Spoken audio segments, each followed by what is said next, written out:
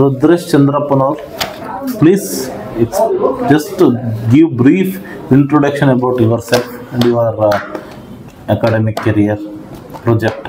My name is Rudresh PC. I am from Haveri. In Mutebennuru. I am from village Mutebennuru. Okay. I have been BE completed and BE Mechanical Engineering 2024 pass out with Government Engineering College Haveri. Okay. And CGPA is 7.44. And I have diploma. I have completed in Mechanical Engineering 2020 and CGPA is 6.6. And I have completed SSLC in 2016 and percentage 77.2 CGP. And the project done is pneumatic fabrication and pneumatic paper plate making machine. Having the to power of press to the machines and to the die and till the original shapes to the press plates. Okay. The diploma project? Diploma project is solar automatic solar power chargers. ಅಂದರೆ ಸೂರ್ಯ ಸನ್ನಿಂದ charger ಮಾಡ್ತೀವಿ. Battery connection and lights, mobile charging. ಹೆಂಗೆ ಅದರಲ್ಲಿ ಏನು speciality ಏನಿತ್ತು? Speciality ಏನು sir, ಅದು ಒಟ್ಟು charging sir. ಕಾಲೇಜಿಗೆ ಏನು ಅಮೌಂಟ್ ಇಲ್ದಂಗೆ ಅದನ್ನು ಮಾಡ್ಕೊಂಡು. ಓಕೆ.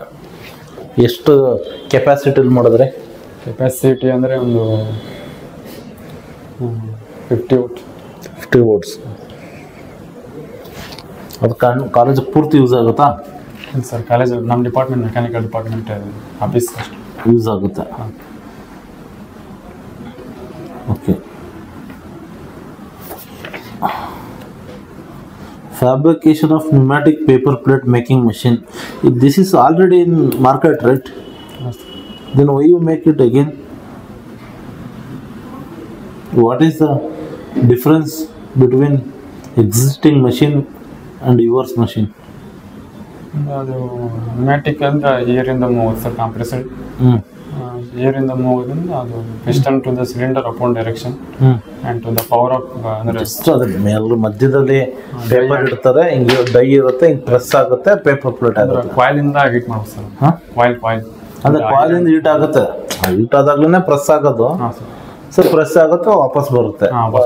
ನಿಮ್ದು ಡೈರೆಕ್ಷನ್ ಕಂಟ್ರೋಲ್ ವ್ಯಾಲ್ಯೂ ಫಿಕ್ಸ್ ಮಾಡಿರ್ತೀವಿ. 5/2 ವ್ಯಾಲ್ಯೂ, 2 ಪೊಸಿಷನ್ ಅಂಡ್ 3 ವ್ಯಾಲ್ಯೂ ಇಂದ. ಅದರಿಂದ ಏನಾಗುತ್ತೆ ಅಂದ್ರೆ ಏರ್ ಮೂವ್ ಸರ್. ಏರು ಇದಕ್ಕೆ ಕೊಡೋತ್ತಿಗೆ ಪಿಸ್ಟನ್ ಹಿಂಗ 5/2 ವ್ಯಾಲ್ಯೂ ಈ ಕಡೆ ಲೆಫ್ಟ್ ಸೈಡ್ ಮಾಡಿದ್ರಾಗ ಮೇಲೆ ಹೋಗುತ್ತೆ ಅಪಾನ್ ಡೈರೆಕ್ಷನ್, ರೈಟ್ ಸೈಡ್ ಆದಾಗ ಡೌನ್ ಆನ್ ಡೈರೆಕ್ಷನ್. ಅಂದ್ರೆ ಒಂದು ನ್ಯೂಟ್ರಲ್ ಇರುತ್ತೆ. SolidWorks 2D CAD design software ಕಲ್ತಿದ್ದೀರಾ? ಹಾಂ ಸರ್. 3D ಮಾಡಲಿಂಗ್ ಸಿಮ್ಯುಲೇಷನ್ ಕಲ್ತಿದ್ದೀರಾ ಅದರಲ್ಲಿ? ಹಾಂ ಸರ್, 3D ಕಲ್ತಿದ್ದೀವಿ ಸರ್. ಓಕೆ. ಕ್ಯಾಟಿಯಾ V5 ಅಥವಾ ನೀವು ಸಾಲಿಡ್ ವರ್ಕ್ಸಾ? ನಮ್ಮದು ಕ್ಯಾಟಿಯಾ ಮುಗಿಸ್ ಸರ್. ಕ್ಯಾಟಿಯಾ 5 ಇನ್ನೊಂದು ಅರ್ಧ ಇದೆ, ಅರ್ಧ ಮುಗಿದಿದೆ sir. What is V5? CATIA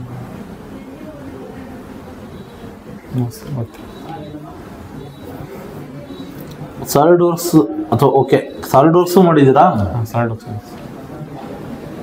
ಮುಗಿದಿದೆ sir. Solid 2D and 3D drawing complete ಮಾಡಿ. 2D ಮತ್ತು 3D. 2Dಗೂ ಡಿಫ್ರೆನ್ಸ್, 2D ಮತ್ತು 3Dಗೂ ಡಿಫ್ರೆನ್ಸ್ ಏನಿದೆ?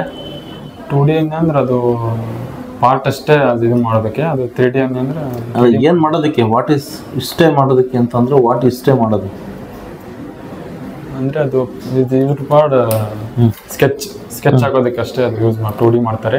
3D ಅಂದರೆ ಎಲ್ಲ ಡೈಮೆನ್ಷನ್ ಬೇಕಾದ್ರೆ ಒಂದು ಮಾಡೆಲ್ ಮಾಡೋದು. ಆಟೋಕ್ಯಾಡ್ 2Dನ ತಗೊಂಡು 3D solid works 3D extract ಮಾಡ್ಬೋದಾ? ಮಾಡ್ಬೋದು ಸರ್. ಯಾವ ರೀತಿ ಮಾಡ್ತೀರಾ? File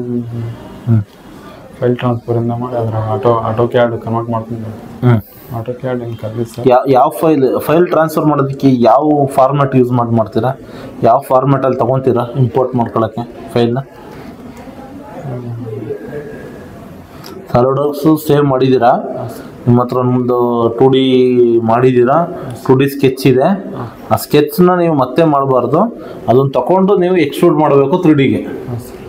extrude ಕಲಿದ್ದೀರಾ? ಹಾಂ, ಎಕ್ಸ್ಟ್ರೂಡ್ ಅಲ್ವಾ?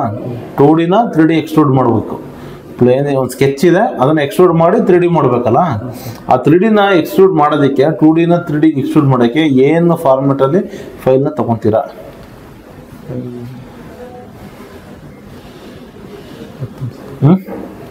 ಕನ್ಸ್ಟ್ರೆಂಟ್ ಅಂತ ಕೇಳಿದಿರಾ? ಹಾಂ constant. 2D constraint, 3D constraint ಇದಕ್ಕಂಡು ಏನಕ್ಕೆ ಯೂಸ್ ಮಾಡ್ತಾರೆ ಕನ್ಸ್ಟ್ರೆಂಟ್ನ? ಕನ್ಸ್ಟ್ರೆಂಟ್ ಇದನ್ನ ಏನು ಏನಿದೆ ಕನ್ಸ್ಟ್ರೆಂಟ್ ಇದೆಯಲ್ಲ ಆಪ್ಷನ್, ಆ ಸಾಲಿಡ್ ವರ್ಕ್ಸ್ ಆಗಲಿ ಟಿಟಿ ಆಗಲಿ ಕನ್ಸ್ಟ್ರೆಂಟ್ನ ಏನಕ್ಕೆ ಯೂಸ್ ಮಾಡ್ತಾರೆ ಮತ್ತು ಟೈಪ್ಸ್ ಆಫ್ ಕನ್ಸ್ಟ್ರೆಂಟ್ಸ್ ಯಾವ್ದು?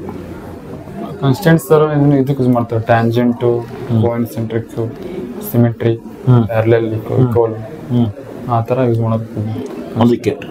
ಓಕೆ, ಈಗ ನೀವು ಒಂದು ಸರ್ಕಲ್ ಹಾಕಿದ್ದೀರಾ, ಇಲ್ಲಿದೆ. ಈ ಸರ್ಕಲ್ನ ಇದಕ್ಕೊಂದು ಡಯಾ ಕೊಟ್ಟಿದ್ದೀರ, ಒಂದು 50 mm ಅಂತ ಓಡಿ, ಲೆಂತ್ ಒಂದು 100 mm ಕೊಟ್ಟಿದ್ದೀರ. ಹಿಂಗಿದೆ, ಇದ್ರದ್ದು ಡಯಾ ಬಂದು 50 mm, ಇದ್ರ ಲೆಂತ್ ಬಂದು ಒಂದು 200 mm, ವಾಲ್ ಥಿಕ್ನೆಸ್ ಬಂದು ಒಂದು 2 mm ಸ್ಟೀಲ್ ಪೈಪ್ ಇದೆ. ಇದು ಇಲ್ಲಿದೆ ಅಂದ್ಕೊಳ್ಳಿ, ಇದು ಇಲ್ಲಿದೆ, ಎಲ್ಲೋ ಒಂದು ಕಡೆ ಇದೆ, ಅದನ್ನು ಕನ್ಸ್ಟ್ರೆಂಟ್ ಮಾಡ್ಬೇಕು. ಹೆಂಗೆ ಕನ್ಸ್ಟ್ರೆಂಟ್ ಮಾಡ್ತೀರಾ? ಕನ್ಸ್ಟೆಂಟ್ ಅಂದರೆ ಕೋಇನ್ಸಿಡೆಂಟ್ ಮಾಡ್ಬೇಕು ಸರ್. ಲೈನ್ಗೆ ಅಲ್ಲಪ್ಪ, ಎರಡು ರೀತಿ ಕನ್ಸ್ಟ್ರೆಂಟ್ ಮಾಡ್ಬೋದು. ಎರಡು ರೀತಿ ಕನ್ಸ್ಟ್ರೆಂಟ್ ಮಾಡ್ಬೋದು. ಯಾವ ಥರ ಕನ್ಸ್ಟ್ರೆಂಟ್ ಮಾಡ್ತೀರಾ? ಒಂದೇನೋ ಹೇಳ್ತಾ ಇದ್ರಿ ಇವಾಗ, ಏನೋ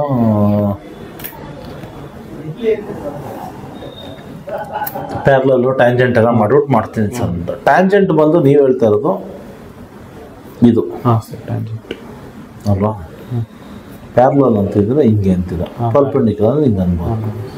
ಓಕೆ, ನಾನು ಹೇಳ್ತಾ ಇರೋದು ಕನ್ಸ್ಟ್ರೆಂಟ್ ಮಾಡಿ ಒಂದು ಪಾರ್ಟ್ ಮಾಡ್ಲಿಂಗ್ ಮಾಡಿದ್ದೀರ, ನೀವು ಸೇವ್ ಮಾಡೋಕ್ಕೆ ಹೋದಾಗ it is not constraint, it is not in fully constraint, partially constraint ಅಂತ ಬರುತ್ತೆ, ತೋರಿಸೋದಲ್ಲ? ತೋರಿಸ್ತದೆ. ಅದು ಏನಕ್ಕೆ ಏನಕ್ಕೆ ಆ ಥರ ತೋರಿಸುತ್ತೆ?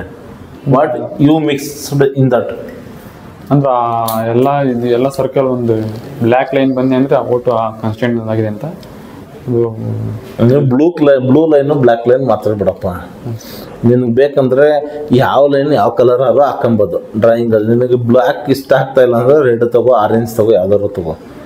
ನಾನು ಹೇಳ್ದೆ ಕನ್ಸ್ಟ್ರೆಂಟ್ ಅಂದರೆ ಏನು, ಹಿಂಗೆ ಕನ್ಸ್ಟ್ರೆಂಟ್ ಮಾಡ್ತೀರಾ? ಕಂಡೀಷನ್ ಡಿಸೈನ್ ಮೀಟ್ ಮಾಡೋದು. ಡಿಸೈನ್ ಮೀಟ್ ಮಾಡೋಕ್ಕೆ ಒಂದು ಪರ್ಟಿಕ್ಯುಲರ್ ಇದಿದೆ, ವರ್ಡ್ಸ್ ಇದ್ದಾವೆ, ಒಂದು 2-3 ಟೈಪ್ ಇದೆ ಅದರಲ್ಲಿ. ಅಂದರೆ ಒಂದು ಫುಲ್ಲಿ ಡಿಫೈನ್ ಮಾಡ್ಬೋದು ಸರ್. ಏನು ಡಿಫೈನ್ ಮಾಡ್ತೀರಾ? ಆಟೋಮೆಟಿಕ್ ಆಗಿ ಮಾಡೋದು. ಆಟೋಮೆಟಿಕ್ ಬೇಡಪ್ಪ. ಆಟೋಮೆಟಿಕ್ ಮಾಡಿದ್ರೆ ನಿನ್ನ ಮಾಡೆಲ್ ಅದಕ್ಕೆ ಬೇಕಾಗಿರೋ ಡೈಮೆನ್ಷನ್ ತೊಗೊಳುತ್ತೆ. ನಿನಗೆ ಬೇಕಾಗಿರೋ ಡೈಮೆನ್ಷನ್ ತಾನೇ ನೀನು ಮಾಡೆಲ್ ಮಾಡಬೇಕಾಗಿರೋದು. ಅದನ್ನು ಏನು ಡಿಫೈನ್ ಮಾಡ್ತೀರಾ?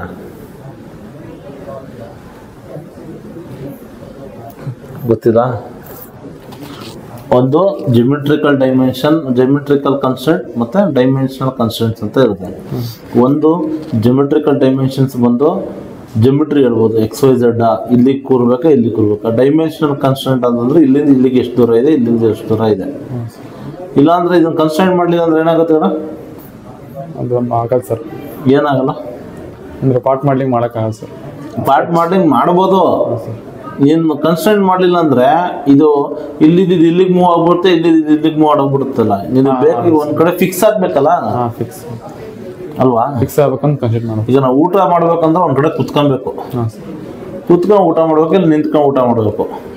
ಓಡಾಡ್ಕೊಂಡು ಊಟ ಮಾಡಿದ್ರೆ ಮಾಡೋಕ್ಕಾಗತ್ತಾ? ಅವನಾದ್ರು ಬಂದು ನಲ್ಲಾಡ್ಸಿದ್ರು ಊಟ ಮಾಡೋಕ್ಕಾಗತ್ತಾ?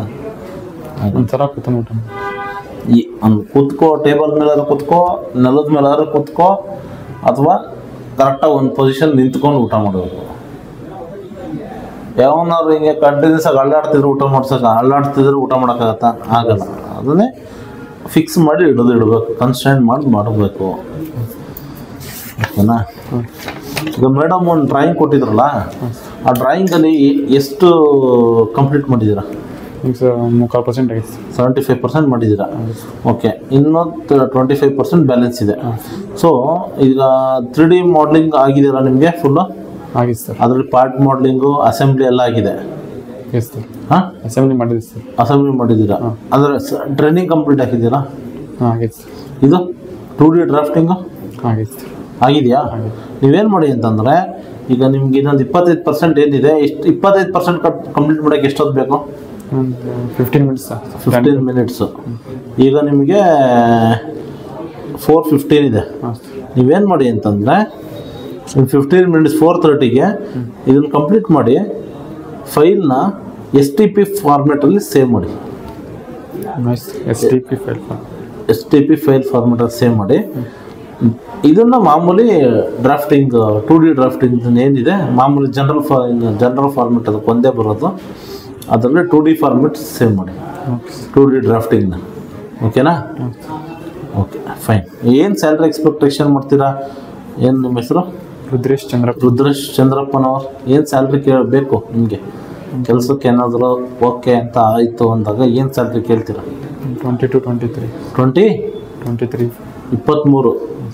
23K ಬೇಕು. Okay fine, no problem. Thanks. Thank you Rudresh. Good day.